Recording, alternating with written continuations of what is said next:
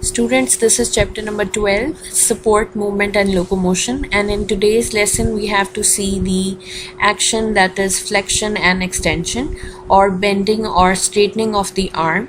Then we'll see the function of antagonistic muscles, that are biceps and tricep muscles, in doing so. Let's see what is the antagonistic action of bicep and tricep muscle in two actions, extension and flexion. Extension is actually the straightening of the arm by the contraction of tricep muscles and relaxation of bicep muscles. So now we got to know that whenever we have to straighten our arm, the muscles that are called tricep muscle will contract and the muscles called bicep muscles will relax. You can see here in the diagrams also and in the animation as well. Extension is the straightening of the arm, and whenever we are straightening it, if you see that the biceps will relax and the tricep muscles will contract.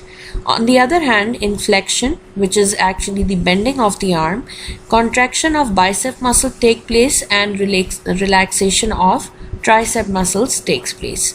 At the elbow, the bicep is the flexor. Bicep is a flexor, means that it is responsible for bending, and the tricep muscles are extensor muscles since they are responsible for straightening of the arm. By flexion and extension, we are able to perform different functions that you can see in the animation, that we are able to bend and extend our arm.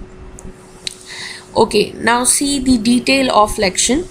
First, the brain would send nerve impulses to bicep muscles via motor neuron. You know that the motor neuron are responsible to carry nerve impulse from CNS to effector muscles. Here in this case, the effector muscles are bicep muscles.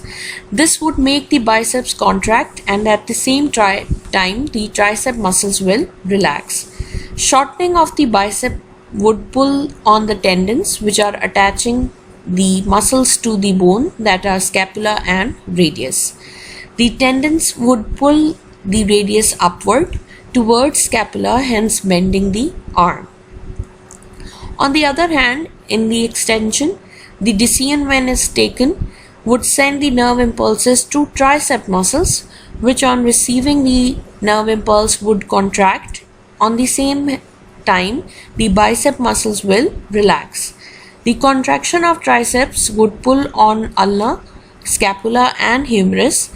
This pulls the lower arm back down again, hence straightening the arm. This is the diagram that I wanted to show you. It is taken from the book. If you see, in the process of extending the arm or straightening it, the tricep muscles are contracting, they are shortening and getting thicker. On the other hand, the bicep muscles are getting thinner and flatter and longer, and making the bones move in a way that we are able to extend our arm.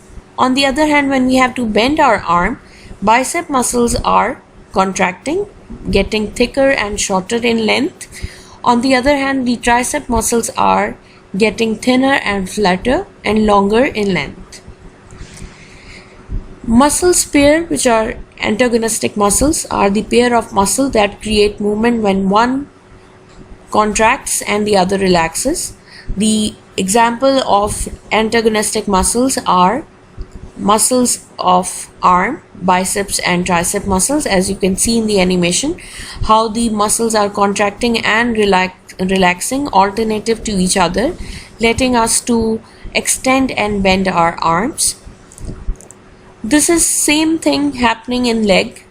Deep flexion means deep bending. When you are bending your leg, same muscles up and below are contracting and relaxing alternatively.